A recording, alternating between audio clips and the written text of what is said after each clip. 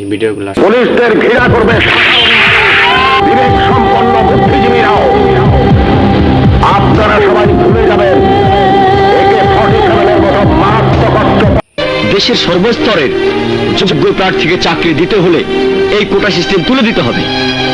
কোটা সিস্টেমের কারণে অনেক অযোগ্য লোক চাকরি পেয়ে যায়, আর যোগ্যতা সম্পন্ন লোকেরা বেকার হয়ে ঘুরে বেড়ায় এবং বেকারত্বের অভিশাপ থেকে বাঁচার জন্য আমাদের মতো মৃত্যুর পথ বেছে নেয়। সবই বুঝলাম, কিন্তু কোটা সিস্টেম চেঞ্জ করা সম্ভব না। কেন সম্ভব না স্যার? পলিটিক্যাল লিডাররা এক পার্টি চেঞ্জ করে অন্য পার্টিতে যোগ দিচ্ছে। এই যে আমাদের মাসুদ হিন্দু থেকে মুসলমান হয়েছে। জনপ্রতিনিধিরা যদি দল পাল্টাতে পারে, মানুষ যদি তার ধর্ম পাল্টাতে পারে, তাহলে আপনারা কেন কোটা সিস্টেম পাল্টাতে পারবেন না? শুধু যুক্তি দিয়ে একটা সিস্টেম বদলানো যায় না, ব্যাপারটা বোঝার চেষ্টা করো। আমরা অনেক আগেই বুঝতে পেরেছি, এখন আর নীতি কথা শোনার মন মানসিকতা আমাদের নেই। আমাদের এখন একটাই দাবি, ঘুষ সিস্টেম বাতিল করে যোগ্য লোকদের চাকরি দিতে হবে।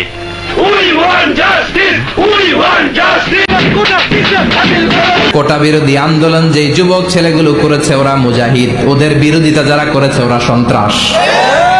নিরাপদ সড়ক চাই আন্দোলন যে ছেলেগুলো করেছে এক একটা মুজাহিদের বাচ্চা, ওদের বিরোধিতা যারা করেছে এক একটা কুখ্যাত সন্ত্রাস।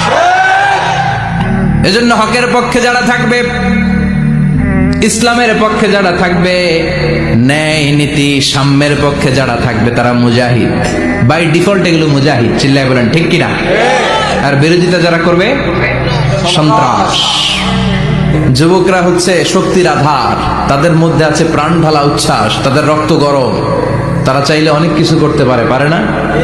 কোটা বিরোধী আন্দোলন করতে পারে, তারা নিরাপদ সড়ক চাই আন্দোলন করতে পারে, তারা দুর্নীতিমুক্ত বাংলাদেশ গড়ার প্রত্যয় নিতে পারে। চিল্লায় বলেন ঠিক কিনা?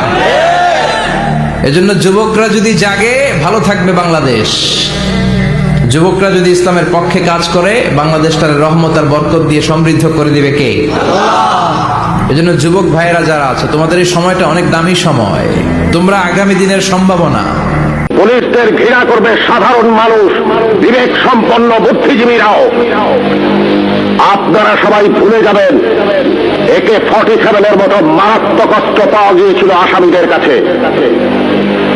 যদি জনগণের কাছে ধরা পড়ে ওই আসামিরা গণপিটুনিতে মারা যেত, আপনারাই বলতেন ভালো হয়েছে, পুলিশের কাছে গেলে ছাড়া পেয়ে যেত। একটা কথা মনে রাখবেন, পুলিশ কখনো আসামি ছাড়ে না। আসামি ছাড়ার অধিকার শুধুমাত্র বিচার বিভাগের। বলুন তো, AK-47 মতো রাইফেল কেন এদেশে আসবে, যা শুধু যুদ্ধক্ষেত্রে ব্যবহৃত হবে? কেন AK-47 বাংলাদেশে আসছে? কিসের আলামত?